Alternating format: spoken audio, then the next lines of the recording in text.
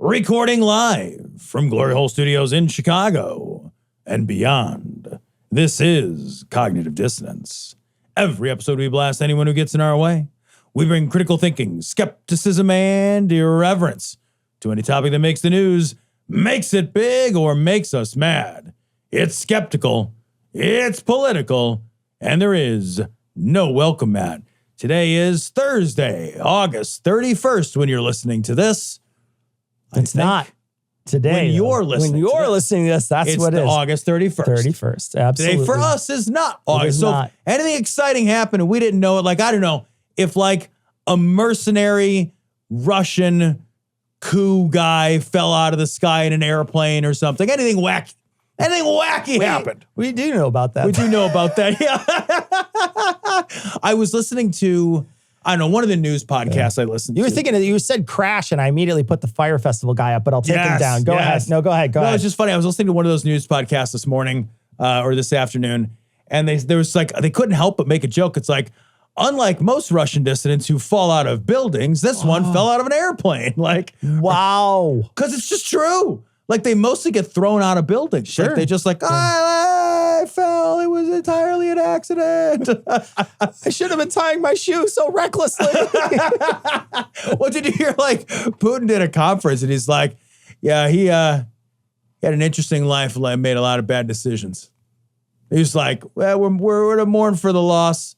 He's a great businessman, but he made some questionable choices. Yikes. And you're just like, dude, you're saying it. Yeah. We all know you're saying everybody it. Knows. Everybody knows, bro. Everybody knows, bro. All right, so let's launch into the stories. This story is from the Miami New Times. I read this and it felt fake. This felt fucking fake.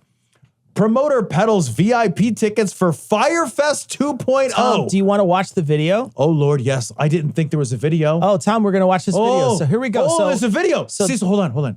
Can we go? Can we go? Can we do an expose? That's a lot of money. Well, you don't have to get the super expensive tickets. Well, it's a lot of money. It's $8,000. No, that's for the most expensive ticket. Maybe not. No, they're in tiers. Okay. They're in tears. I want to be in tears. Yeah, I will be in tears if I go. I want to go. Tom, when you hear this, you're going to be like, there's no way I would ever send this man a penny of my money. I want to go. I'm sure this is real. So here we go. This is legit. What's up, guys? This is a big day because as of right now, Fire Festival 2 tickets are officially on sale. It has been the absolute wildest journey to get here, and it really all started during this 7th-month stint in solitary confinement. I wrote out this 50-page plan of how it would take this overall interest and demand in fire and how it would take my ability to bring people from around the world together to make the impossible happen, but how it would find the best partners in the world to allow me to be me while executing Fire's vision to the highest level. In my first year, I partnered with one of the biggest and best TV companies in the world to produce a documentary called After the Fire. I've also worked with one of the biggest production companies to sign a deal to produce Fire Festival, the Broadway musical. And finally, today we are announcing Fire Festival 2. We spoke to people as far away as the Middle East and South America, and ultimately we decided that Fire Festival 2 is coming back to the Caribbean. We are targeting Fire Festival 2 for the end of next year, and in the meantime, we'll be doing pop-ups and events across the world. Guys, this is your chance to get in. This is everything I've been working towards. Let's fucking go. That's a spoof. It's got to be a spoof. Tom, this fucking whole thing.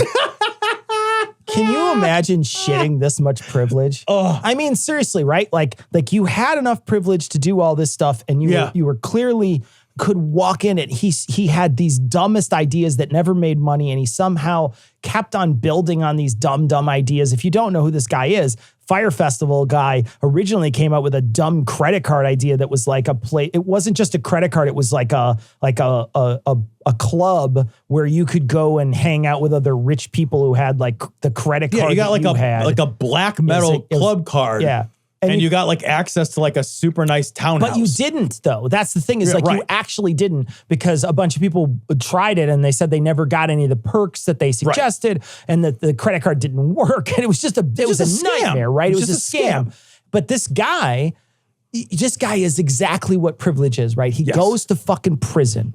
And then he sits down in prison and he writes his plan for when he gets out of prison. And then he sells his sad, privileged story to fucking Broadway producers who are going to make him money off his failure, man. I have no idea, Cecil, if that's real, right? Like, I have no idea if anybody really optioned. You know what? Maybe not. Right? But I don't put it past somebody. I don't put it past them either.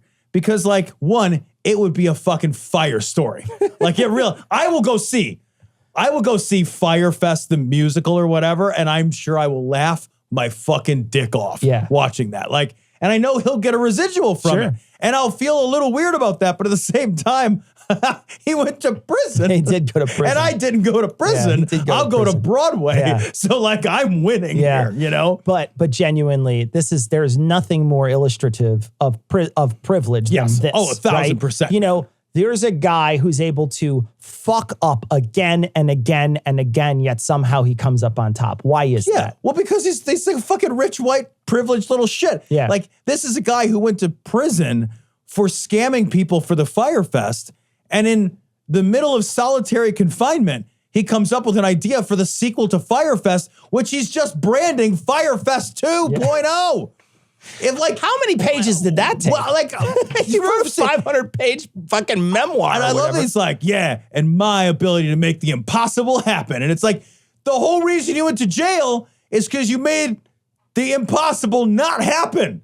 People showed up and there was no anything.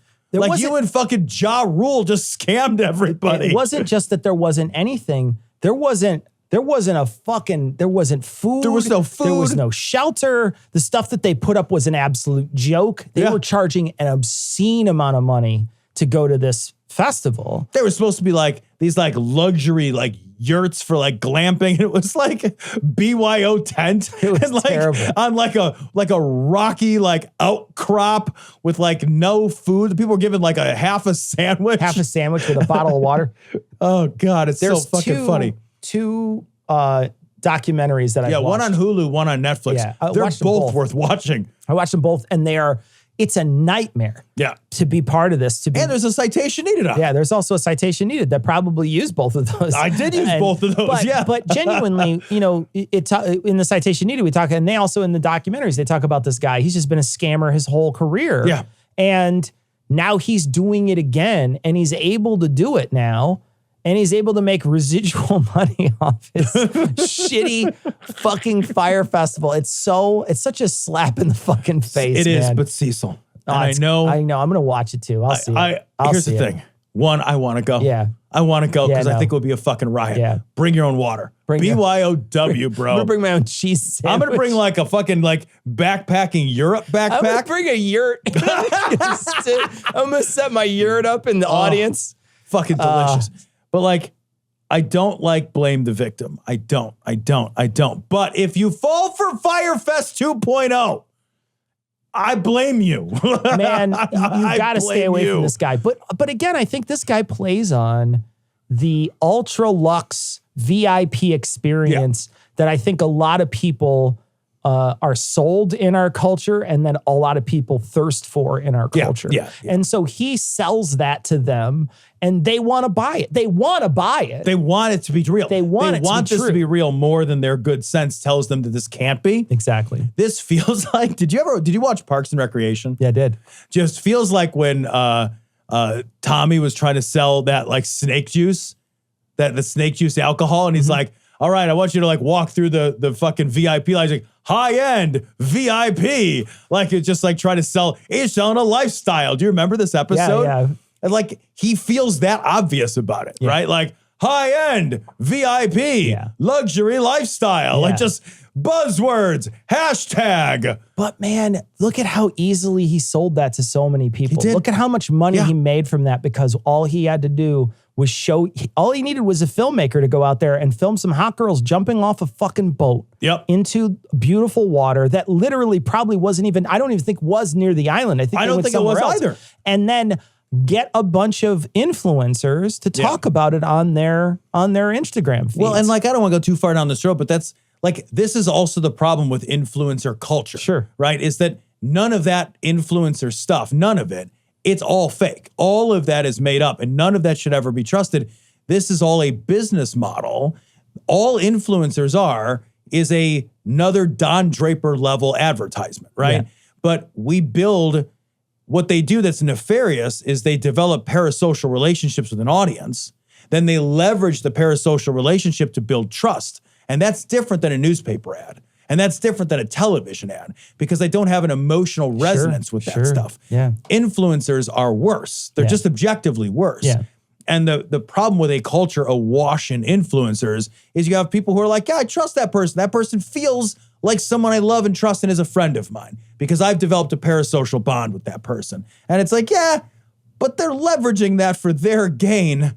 They don't give a shit. They don't give a shit. They don't know you. This bond only goes one way. And very obviously, when it comes to this fire festival, the people who all influenced it, none of them went. Yeah. They weren't going. They don't have any skin in this game. They didn't care. They got paid money to talk about Fire Festival on their Instagram feeds, and they did. And then that's the end of their relationship with the whole thing. And then after it blew up, they're just like, oh, that sounds terrible. Anyway, who's going to pay me for my next influencer gig? Right. Yeah. I don't care. What do I care? Wait, it didn't I got flown down to the Caribbean and I got to swim with the fucking dolphins or whatever. Yeah. And, you know, that's it. Or wasn't it actually, didn't they go to an island full of pigs? They did. There's an island full of pigs. They got the fucking pigs drunk. Yeah. Well, then there was a part where they were like running away from the pigs. You guys, there's a citation needed episode on this. Go check it out. It's a lot of fun.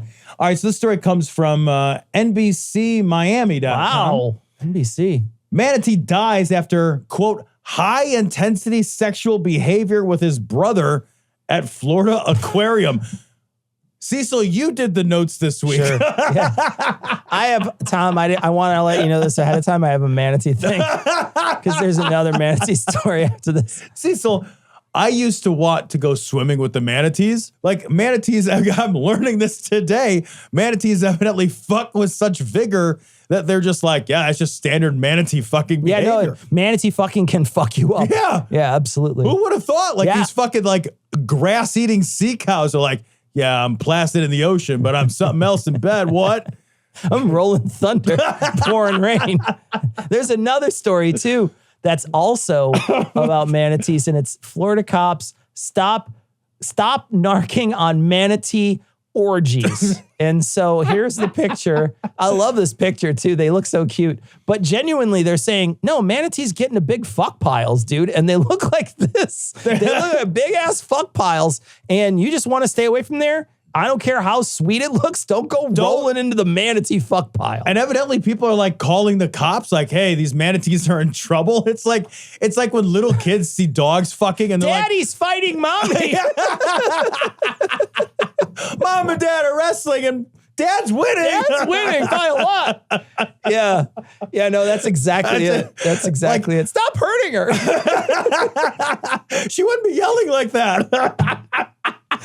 But genuinely, these people are worried. They're like, no, man, what's happening? Something's wrong with these manatees. It's like, no, there's nothing wrong with these manatees. Let me explain. When one manatee loves another manatee very, very much, when one group of manatees loves another group of manatees, they have a group orgy. Yeah.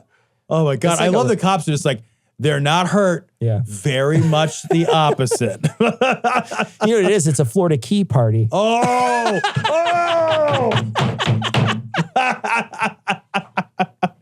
Speaking of fucking Florida, Jesus Christ, Tom. The fuck kind of, this is great. Tampa mayor, the mayor of Tampa went fishing, caught a 70-pound block of cocaine. 70 pounds of cocaine. That is an intense amount of cocaine. You know, what's interesting is when she initially hauled it up, they thought it was 100 pounds of cocaine, but then when the police arrived later, it was 70 pounds of cocaine.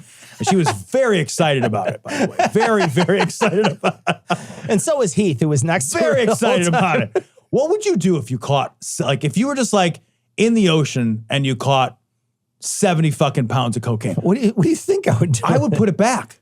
Would you? Fucking yeah, man. I don't want some like drug smuggler following my boat. Oh, I guess that's true. Like, yeah. I'd be like, yeah, no, there's a 70 pounds of coke. I'd be like, I'm such a fucking idiot, though. I would be like, oh, the police probably want this. And I would take it in. I'm just an idiot. I would be like, we're going home. Yeah.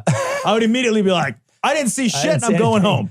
I didn't see anything. I don't need some fucking submarine. I didn't see anything. I didn't see anything holding your hands over your eyes the whole time. Absolutely. Drive the boat blind. I don't need some fucking narco sub popping up next to my boat. No, you're 100% right. I'm just naive. I would 100% be like, oh, look at this cocaine. I'm going to call the cops. What's in this package?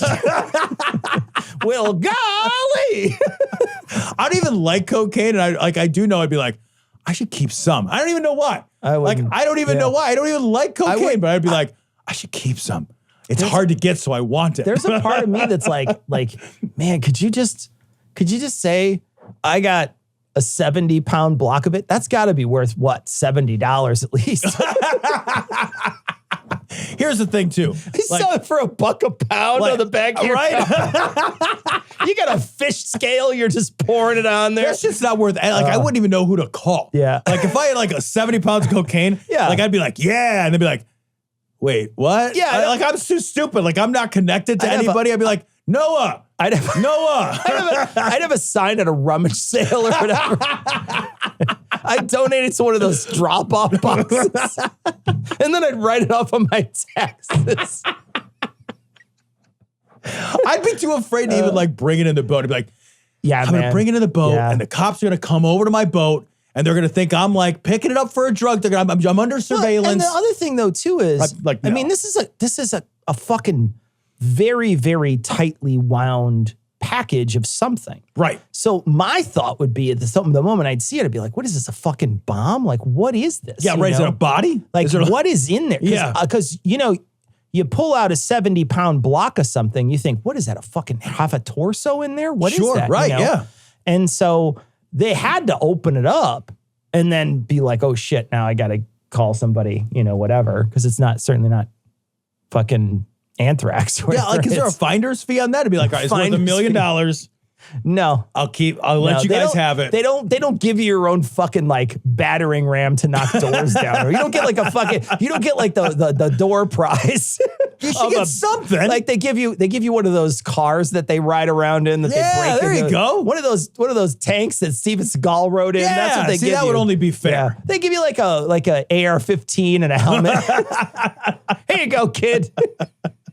All right, scroll to the bottom of this article because there's a line in the bottom of this article I want to read. It's from The Guardian. Supermarket AI meal planner app suggests recipe that would create chlorine gas. I want to read chunks of this article because it's fucking great. This is great. A New Zealand supermarket experimenting with using AI to generate meal plans, which I think is a great idea, by the way, has seen its app produce some unusual dishes, recommending customers recipes for deadly chlorine gas, poisoned bread sandwiches, and mosquito-repellent roast potatoes. Jesus Christ. The app, created by supermarket chain Pack and Save, was advertised as a way for customers, and this I think is good, to creatively use up leftovers during the cost of living crisis. It asks users to enter in various ingredients in their homes and then auto-generates a meal plan or a recipe, along with a cheery commentary. Can we stop here for a second? Yeah. Couldn't that just be done with a database, though? Like, couldn't you just use like a regular, something that we know how it works, like a database instead of an algorithm? Couldn't you just have like a really extensive database that goes through and checks and says, okay, they listed these 3 ingredients, let me say this? Yes, probably. But that would probably be harder to build. One of the things about AI is it's real easy. Yeah. To just sick it on something. Yeah. Okay. Yeah. So they probably just did this for expediency. I see. But I love this. It initially drew attention on social media for some unappealing recipes, including an Oreo vegetable stir fry. That feels like something that only Eli Bosnick would eat. But who is going in and saying like, all right, look, here's the thing. I got wasabi and Oreos. Right. Yeah. Yeah, you're just fucking with it. And that's the thing. And is this whole thing is people. This whole article is people fucking with it. When customers began experimenting with entering a wider range of household shopping list items into the app, however, it began to make even less appealing recommendations. One recipe it dubbed, what I love about it, Cecil, is that this thing names these things and then provides this like cheerful, sort of like breathless, like food porn vocabulary around. Sure, yeah. One recipe it dubbed aromatic water mix would create chlorine gas. It would be aromatic. The bot recommends the recipe as the perfect non-alcoholic beverage to quench your thirst and refresh your senses. Doesn't chlorine gas immediately kill you? I don't know if it kills you immediately, but it doesn't do any favors for you. I thought chlorine gas was the stuff they used in the in World War I. World War I. Yeah, Okay. I don't know if it, but like I know some It people. fucks you up. Fucks you It up. fucks Yeah. you up. Mhm. Serve chilled and enjoy the refreshing fragrance, it says, but does not note that inhaling chlorine gas can cause lung damage or death. New Zealand political commentator Liam Hare posted the recipe to Twitter, prompting other New Zealanders to experiment and share their results to social media. Recommendations included a bleach fresh breath mocktail, ant poison and glue sandwiches, Oh, Jesus Christ. bleach-infused rice surprise, and methanol bliss, a kind of turpentine-flavored French toast. Nasty. I love the names, though. I know. And the little descriptions and everything. I know. That's the... And then I like that the supermarket's like, oh, man, guys. Well, I mean, you sick the internet on it. I know. And I think the one thing that we underestimated was people's want and ability to troll. Yes. I think we underestimated that a long time ago. Yeah. And I think, I was reminded of America Online this week. I'm doing a Season Liberally, and I mentioned America Online in the actual Season Liberally that I'm putting together. And it reminded me of being to be honest, one of the first people I knew to be on the internet, right? I was one of the first people. I didn't know anybody else who was None of your friends. None of my friends. We had, at that point in my life, my brothers were both working, and one of them had bought a computer. He was into early computer games, talking like Doom and Wolfenstein and things like that. And he was into early computer games, and he had a computer. It was an IBM PC, and he bought it with working, and he bought it, and he was living at home. And so I had access to his PC. Sure. And his PC was one of the first ones that they sold with a modem on it. And it came with a free disc of AOL. Well, AOL back then was like $20 a month. That was an expensive. That's expensive back It was like then, either 15 or 20. It was inordinately expensive. And $15 back in like 1993, 1994 it was actually, I think it was 91, 92. That's very expensive. Very expensive, $15 a month. But it got you on the internet. It also, AOL sort of had their own message boards, and they had chat rooms, right? Yeah. So there would be these massive chat rooms where people would come in, and they had all kinds of chat rooms where you could chat about all different kinds of things in real time with other people. And then they would even have role-playing chat rooms where you would role play. There was one I used to go to called Red Dragon Inn when I was a kid. I was a high school kid, and I would go there, and it was a fake tavern where people would come in and describe what they were doing and all this stuff. It was a total nerdy thing for myself to do, but I loved it. I thought it was so much fun, right? Yeah. But I remember calling my friends up, and there's a point to this story, and it's about trolling. I call my friends over, and I'm like, hey, you guys want to come over and check it out? I'll show you guys. And as soon as I go into the tavern, they're like, tell that guy to go fuck himself. And I'm like, no, I'm not going to do that. They're like, tell him you'll fucking kill him. I And know I'm like, your friends, and man. I'm like, no, man, I'm not going to do that. Like, what is wrong with you? And there was a part of me that was like, no, this culture that I'm involved in, that's rude. I wouldn't do that. I wouldn't do that in real life. I certainly wouldn't do that here. But immediately, because there was a separation between them and the other things, they immediately were like, fuck it up. Yeah. It needs to get fucked up. Fuck it up somehow. And it never occurred to me then, but it really does now reflect, I think, a lot of people's ideas and how they react to internet culture and the internet is, I don't fucking care what happens there. Yeah. I want to treat this like the bad people in Westworld. Yeah. Oh yeah. Yeah. I totally agree. It's like they've got this tool for the supermarket that's actually quite useful. Yeah. If it worked, they'd be like useful. Be like, oh, I have some rice and some leftover chicken thighs, and I've got this other thing, and it'd be like, oh, here, you can make this like quick meal, and I don't have to worry about like meal planning for the night. I got other things to worry about, and this just took that off my plate. Sure. That's great. There's a lot of value to that. But like 100% people are going to be like, type in weird shit. Type in dick. Yeah, right. Yeah. Type in that you got a kitchen full of like lube, cockroaches, and ball hair. And you're just like, yeah. Because like, I totally agree. Our desire to just go in and be like, well, what if we smash stuff when no one's looking? It's like there's a Beavis and Butthead in like so many of us. So many of us. So many of us. It's just like, if no one's looking, we'll burn it all down. Yeah. I mean, I look back on that moment, and I guess I had kind of forgotten about it, but I very much remember that moment where they were that both my friends were like, no, man, fuck shit up. Like, you need to fuck everything up here right now. And I think, that's a real common response. Oh, absolutely. Because there's so much separation and there's no stakes. Well, there's no humanizing either. Yeah. Right? Like if you break something in a virtual space, it doesn't feel like anything got broken. Yeah. Right? It doesn't feel like if I walked into your house and just like started smashing your belongings, Sure, right? yeah. Like you're a person I know. But like, yeah, I mean, and then this is like reflected in other real world stuff, right? Like if a house sits vacant for too long, people are going to break into the house and fuck that house up. You know what I mean? Yeah. Because like we just need like a little hint that something is a little less than human and people want to attack it. And the online space is not fully human. Yeah. And that like distance, I think it's important. I think like the distance plus the connection to humanity, Sure. those things together make us feel weird. Yeah. They make us feel like we should probably break this. Yeah. We should just I don't know what this is. Maybe we should probably fuck it up. it's our fucking, I don't know. It's a defense mechanism. It's like the revenge of the uncanny valley, Every word of this is getting read. Right. This story doesn't make any sense, and this will leave you with more questions It's a than it Vice could story. possibly ask. It's a Vice story. I was like, I read it and I was like, I don't understand what's happening. I read this twice. Okay. Because I thought I must have missed something. I must have missed it. I guess I didn't miss it either. Okay, Tom. Okay. Flying aliens harassing village in Peru are actually illegal miners with jetpacks, cops say. Okay. All right. So if that headline didn't clear things up for you, I'm going to read this as seriously as I can. It's a very serious article. It's a very serious article, Tom. The mysterious attacks began on July the 11th. Strange beings, locals said, visiting an isolated indigenous community in rural Peru at night, harassing its inhabitants and attempting to kidnap a 15-year-old girl.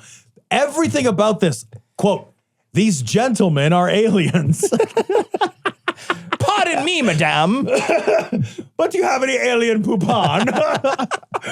They seem armored like the Green Goblin from Spider-Man. I have shot one twice and it didn't fall. Instead, it elevated and disappeared. We're frightened by what is happening in the community. Quote, their color is silver. Their shoes are round in shape. And with those, they rise up. They float 1 meter high and have a red light on their heel, said Avila. Their heads are long. Their mask is long. And their eyes are sort of yellowish.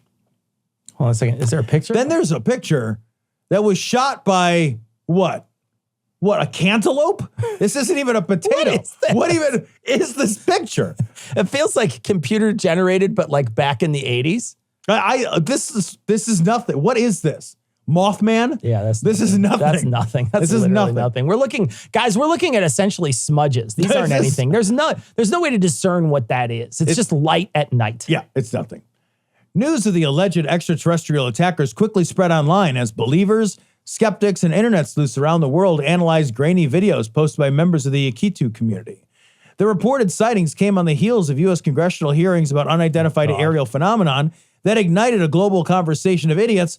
That's my about the possibility of extraterrestrial life visiting Earth. No, there's not. Members of the Peruvian Navy and police traveled to the isolated community, which is located 10 hours by boat. But evidently they have internet, by the way, because they posted this shit. They might have 5G out there. Yeah, they might. Which is located 10 hours by boat from the Minas provincial capital of Iquitos to investigate the strange disturbances in early August.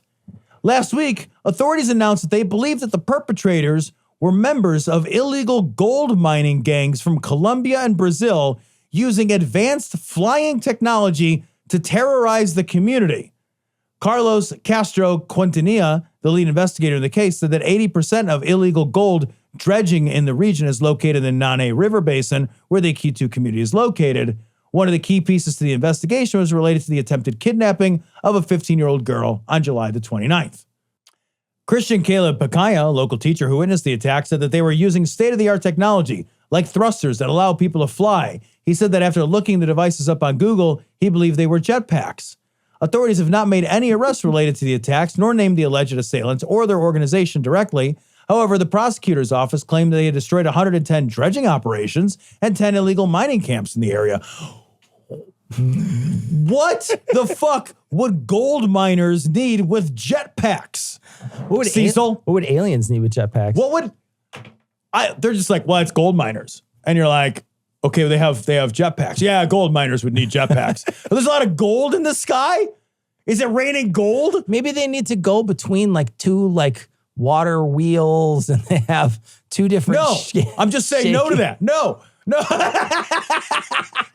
They're flying back and forth, shaking stuff as they go through. I hope it's an attack of old-timey prospectors with fucking jetpacks.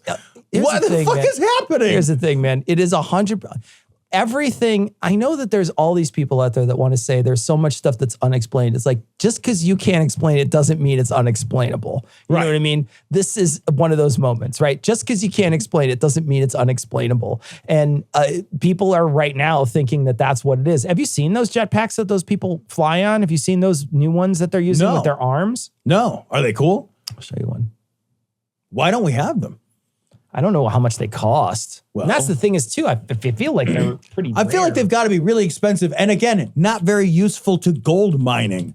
Gold mining seems like a shovel sort of a job, not a jetpack sort of a job. Custom jet suits. Prices start from $380,000. That doesn't feel like they would have something like that. I feel like that's a little out of the range. I mean, you must of miners in Peru. My thought would be dredging gold. You would definitely need to be mining a lot, and I feel like this. It's like the old cocaine commercials, Tom, where you do cocaine so you could work more, so you could work more hours, so you could do more cocaine, so you could work more. Same thing. I bought a jetpack so I could fly faster to work, so I could do more work, so I could buy a jetpack so I could fly faster to work.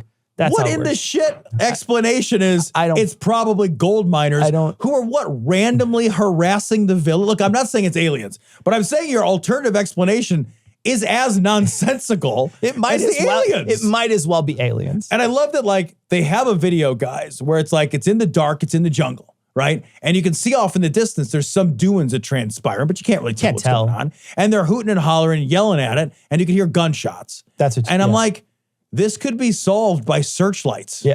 All you need is a brighter light. You just need some serious lumens here. Counterpoint. Yeah. You get one of these jet suits. Now that I know these exist, jet suits are the solution to every problem. Jet suits are the solution.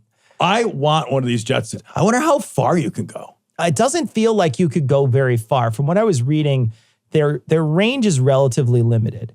And I saw a couple of these get posted several times on Reddit, and they say the comments are always, or the title of the post is always something like, these jet suits are going to revolutionize how we rescue people. And everyone in the first comment almost always is, no, they won't, because helicopters are way more efficient and better, and there's no reason to ever send somebody up a mountain like this because they can't carry anybody down, and they're also relatively short range. So both of those things play against it being useful for... Yeah, and I would think like the range dramatically shortens when you pick a second guy worth of weight. Well, I don't even think you can. I mean, I think they're not even built for that. Well, they like drop off a $500,000 suit and be like, learn how to use it. It's like Iron Man where they just drop it out of the sky and a guy just jumps in and flies away. No, but I mean, I guess maybe you could throw a rope on a guy and just drag him or something. But I feel like that might... I feel like if that was the solution, you could have done that without the jetpack. Yeah, I mean, they could just roll. I mean, what do they need you for? Jump down! I'll catch you, don't worry. But they just, the thing is that I think when we see this new technology stuff, we automatically think, oh, it's going to be cool and revolutionary, and then it doesn't do anything. Like the Segway. Do you remember the Segway? The Segway was going to revolutionize everything. The buzz around the Segway when it first came out was funny. This was actually something back in the day when I was still listening to Art Bell. So Art Bell was talking about it before it came out and said, there's a brand new technology that's coming out. I'm getting word. It's going to revolutionize how we move, how anyone moves. It's going to revolutionize everything. And I remember him saying like the Segway, blah, blah, blah. And then it came out and it was like, it's a novelty. Yeah. It's literally a novelty. Yep. Yeah. It's a toy. Like at this point, it's like, I see people on Segways all through my neighborhood all the time. The little ones that you control with your knees. Yeah. They ride around and they sell shit door to door. That's mostly what they use them for. Yeah.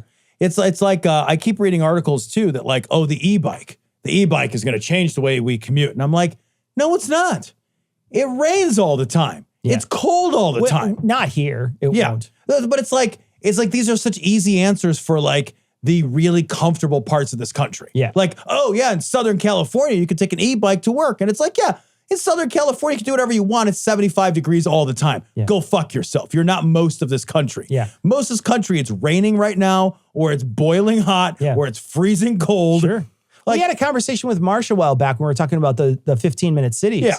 And we were saying, that sort of thing wouldn't exist in the Midwest because we can't walk across a city in the Midwest for at least maybe 6 months of the year. You wouldn't want to do it. You wouldn't want to do it. Yeah. And you certainly wouldn't want to do it today. Today was 100 degrees. Yeah. You wouldn't do it today. Today was 100 degrees and the heat index was like $1.20. You wouldn't do it today. No. You'd be like, I don't want to walk anywhere. I'm going to stay inside or hide in the shade. I see people on those e-bikes all the time. And they look really comfortable and they look really cool. And people are like cruising at a nice clip with like barely any effort. It looks like a lot of fun. And I bet it is a lot of fun. And I bet if you live in a super comfortable, temperate part of the country, you could be like, I don't know why everybody doesn't have an e-bike. Call me from St. Paul, Minnesota. Yeah.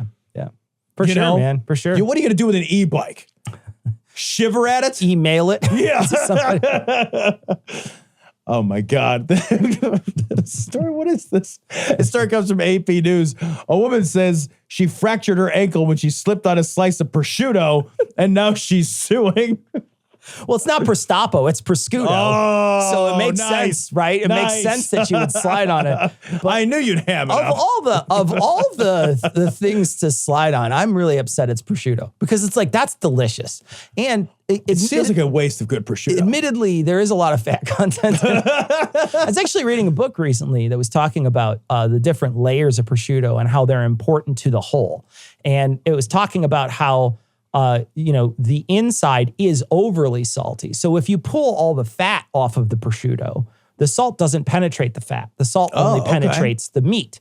But if you pulled all the fat off it and you just ate the meat part, it'd be disgusting. It would be very, very salty, overly salty, which is why you have to eat it as a whole. Oh, that makes sense. Together. To balance it. Yeah, to balance it. So you can't balance it. Well, the problem with balancing when you step on it is you can't do it. Slide all over. Slip and slide. Slide them on the bottom of your feet. You're just skating around. You're skating around the whole place. Everybody at Italy has just got these things on the bottom of their feet, and they're just speed prosciuttoing across the ground. This story made me want to build a meat slip and slide. How much fun would a meat slip and slide? I'll tell you what, it's good for one use because after that, it smells real, real bad. a multi-user. Invite all your friends out on a hot summer day. Lay down slices of prosciutto across the tarp. Your prosciutto tarp. Spray it down with your hose. Hey, guys. You stand up and you're covered in meat slabs. And, oh, God. Yeah, she's fucking suing. She broke her fucking foot. She broke her foot. She's walking through your place. It'd be the same thing as if just somebody like threw bananas on the ground or whatever, you know? It's like ice if they spilled ice. I think we need a new cartoon trope where instead of banana peels, it's prosciutto slices. Prosciutto slice. It's just someone's eating a sandwich and their prosciutto slice slowly drips down like a feather. Yeah. Like a feather as it flows to the ground because it's sliced so thin and then somebody just like whoop. Boom. I'll gladly pay you Thursday for a slice of prosciutto today. I got to show this picture of these bears, Tom. I got to play it. So, Tom, I'm going to play you a video of these bears. Let me play you a video of these bears because they so look like people. They're called sun bears. And I got to play this. A zoo in eastern China is trying to reassure visitors their sun bears are not people dressed in costumes. Rumours and conspiracy theories have been swirling on social media after it looks like a fucking person in a bear costume. Guys, it does. It's standing straight up. Just straight up. And not tilted forward. Like most bears, when they stand up, they don't look like they are naturally just stand. This looks 100% like a person standing upright. And it like weirdly looks like its skin is stretched across a person frame. Yeah, it very much does. It really does. It very much does. And it's like gesturing like, I don't know why I'm here. It's wait till it starts. It's going to start waving. It's going to start waving and it 100% looks like a person. Video of a sun bear standing on its hind legs, looking uncannily human and appearing to wave at the crowd. Its fur appears loose and wrinkled in places, almost like an ill-fitting bear suit. Sun bears are the world's smallest bear species, and the zoo insists people just don't understand their behaviour. They 100% look like Fucking people love it. in bear suits. They just do. Can you imagine, Cecil, you're a zoologist and you're like, it's a bear. God damn it. God damn it, everybody. The worst part about that article is they don't show you what a sun bear looks like. I had to search for it. I had to search for it. I couldn't find it on the actual article. I had to like find that video that I showed you today. But genuinely, there are some creatures once in a while that do something and they have that very human-esque sort of look to them. And it freaks people out. It very much freaks. Because it's odd, man. It's super uncanny. It's crazy. Like, I don't like those sun bears. Yeah. Like, I'm 0 out of 10 on sun bears. 0 out of 10 on sun bears. Also, many different types of monkeys and apes do some very human-like shit too. Yeah, and they shouldn't. Yeah, no, they just shouldn't. They just shouldn't. They shouldn't. We should stop them. Have you ever seen the monkeys watching people do magic tricks through the glass? No. Wait, Search for this, right? Okay. So people will do magic tricks for a monkey or a baboon or whatever, I don't know, different species of ape or primate of some kind, and they will do a magic trick for them, and then they will do this, and almost every time they do the BJ and the bear like, ooh, it's the funniest shit ever. There's other times where people will bring their like newborn over, and the primate will pat where it is, to like pat the newborn. They want to see it. They'll like wave to it and be like, I want to see that. Bring that it over closer. Here. Yeah. I want to see your baby, sort of thing. So there's some like kind of adorable stuff. They probably want to eat it, but there's some adorable stuff they do too. But like, for sure, you should check it out. Like, see if you could find those primates getting fooled by magic tricks. It's really funny to see them just react, because they react very human, like people would. Yeah, like a person. Like, where'd that fucking quarter go? It's behind my ear. It's hilarious, dude. Fucking here we go again. This is from NPR. Monster hunters are conducting the largest search of Loch Ness in more than 50 years. I was just at Loch Ness. I was just there.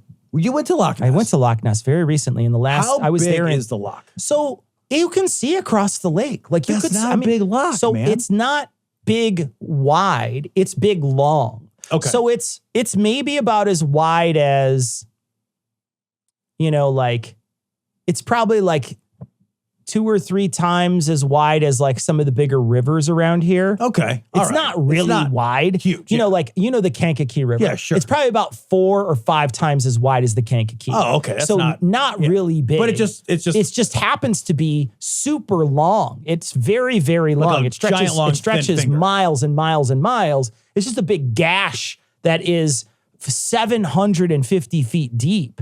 And That's deep as fuck. It's supposed to be really cold too. So like the top of the water stays normal temperature, like gets warm or whatever in the summer. But if you go any deeper, it's super, super cold. That makes sense. There, yeah, right. Because it gets cold in the winter and it retains that chill. I was actually, there's a castle castle ruins right on the lake. And there's a cool thing. If you ever go there, there's a cool, you sit down and watch a movie about this castle. Okay. And then you get to go outside and see this castle in its ruins. And it's really neat to see that, the castle as it's depicted, and then the castle ruins that are left. That's really And cool. it's right along the river, or not along the river. I call it a river because it looks like a river, right along the lake. And they do tours on the lake, and I got a chance to sort of hang out there. I drank a scotch sitting there and watching it and stuff. That's cool. But we went there specifically because we wanted to get a picture in front of it. Yeah, right. Because it's goofy and whatever. But we were right there. But yeah, there's still people there who still go out on these big boats, and they still look for this stuff. This was a hoax back then, and it was shown to be a hoax. I know. And here we are like, well, maybe if we look, there's no fucking monsters in the lake.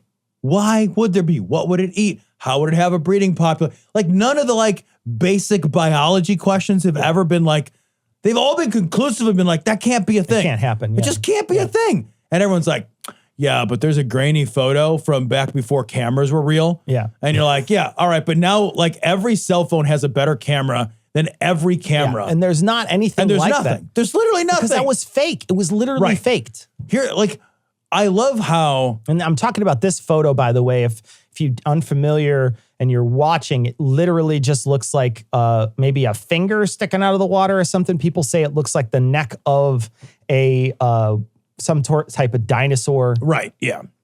I will never stop being amused how as soon as 320 million high definition cameras were put into the hands of every person, all of a sudden there's no more ghosts. I know there's no more ghosts. There's no more fucking Bigfoots. But that's not true though, because there's plenty of people out there doing fake shit, right? So right. I once in a while my wife will watch a show where people send in their ghost clips and then they'll get a bunch of jokers to talk about them because there are all these plenty of people online are professional ghost hunters or whatever, right? I've got the wrong job.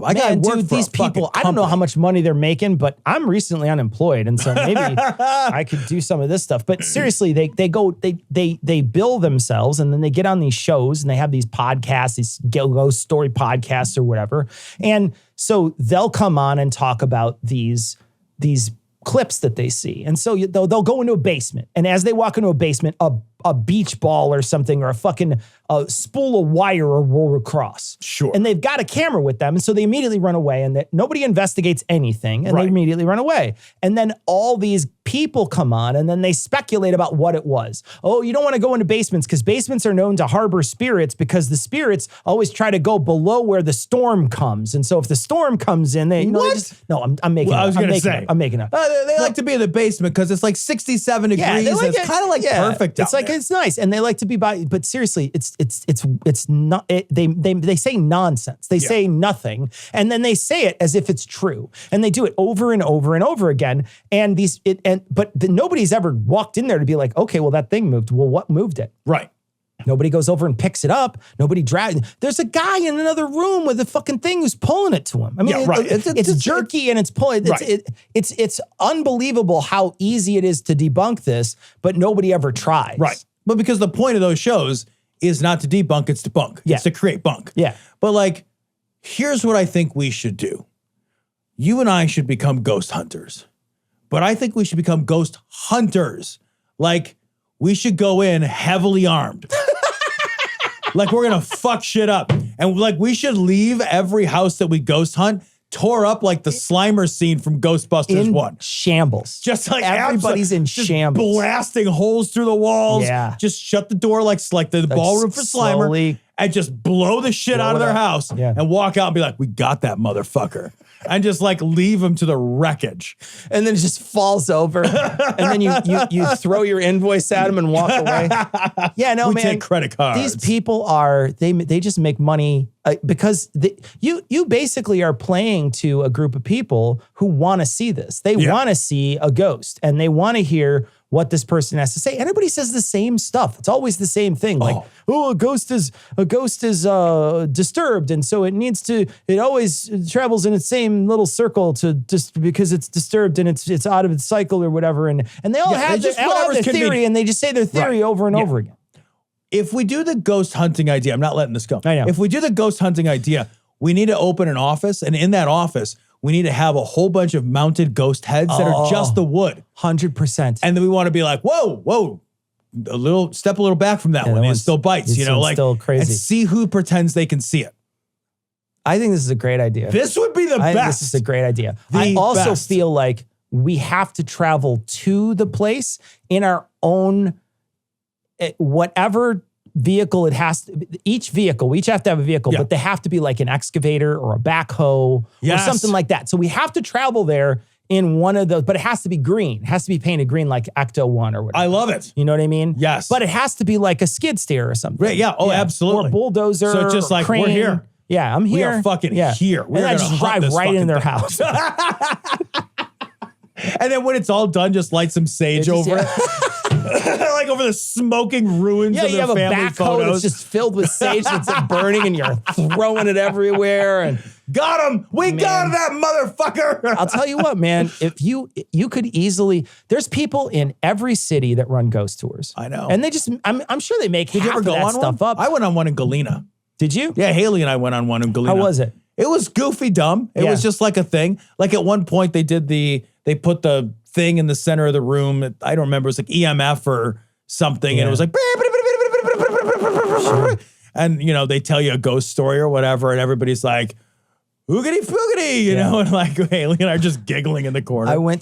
Sarah and I stayed in the mansion that inspired The Shining. So I remember you told me that. mansion is in Estes Park, Colorado, and it's a hotel. And now I'm blanking on the name. It's not the Overlook. Stanley Hotel. And so we stayed in the Stanley Hotel, which inspired him to write The Shining. And it's a nice hotel. It's pretty. It's one of these older sort of Victorian type hotels. No fucking air conditioning. It was hot. And I was just fucking burning up. And you open the windows and nothing happened. And I was just like, this is the worst place to stay. I paid an exorbitant amount of money to go there, and it was fucking too hot to sleep. And I was terrible. I was angry the whole time. I was like, the reason why somebody fucking chopped somebody to bits in this hotel is because there's no air conditioning. That's why. But we went on their tour. And their tour is the Stephen King tour. So to tell you about it, but then they also tell you about the people who died in the hotel. So they're talking about all the people who died. And we're with about 15 people walking around this hotel. And we're talking about stuff. And he's like, and this used to be a room, but now it's been turned into a room and this closet. And this closet is where a baby died or something like that. A baby or a kid or something died because it was part of a room at one point and the kid died in the back room or whatever. And sometimes people can hear him cry. And one of these idiots that I was with was like, I just heard him cry just now. Oh my God. Oh my God. Get the fuck out of here. Fuck, I love people like that. But genuinely, everybody in the whole thing, they were rapt attention. And I'm just like, God, this is the stupidest shit I've ever had here. But they got a whole spiel. They have a whole story. Yeah. And we wound up in the basement. And I remember them saying, if any of you want to do any kind of, if any of you guys want to talk to a psychic, this is a psychic. You can always call this number from the hotel. And the number was a 900 number. Fuck you. I'm not kidding. It was a 900 amazing. Number. But, you know, they get people to come to the Was it Miss Cleo? I don't think it was. I mean, if it was, then it was a ghost story. But they get people to show up and they get people to do that. But the money that they make off of that, they're in every. There's one in Chicago. There's one in every city. There's the most haunted. There's one in every city you visit. There's somebody who's walking around telling a ghost story. Yeah, absolutely.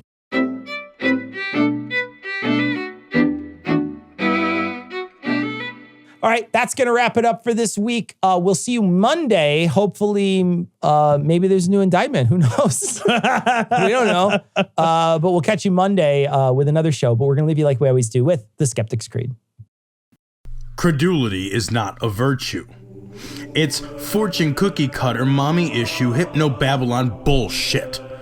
Couched in scientician, double bubble, toil and trouble, pseudo quasi alternative, acupunctuating, pressurized, stereogram, pyramidal, free energy healing, watered downward spiral, brain deadpan sales pitch, late night info docutainment. Leo, Pisces, cancer cures, detox, reflex, foot massage, death and towers, tarot cards, psychic healing, crystal balls, Bigfoot, Yeti, aliens, churches, mosques and synagogues, temples, dragons, giant worms, Atlantis, dolphins, truthers, birthers, witches, wizards, vaccine nuts, shaman healers, evangelists, conspiracy, doublespeak, stigmata, nonsense. Expose your sides. Thrust your hands, bloody, evidential, conclusive. Doubt even this.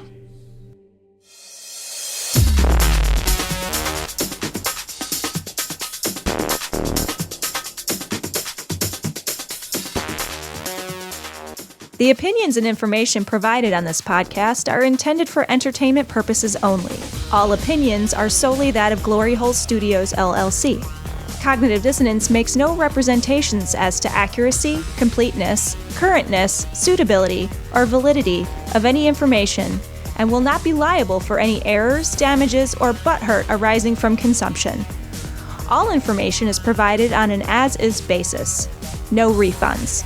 Produced in association with the local Dairy Council and viewers like you.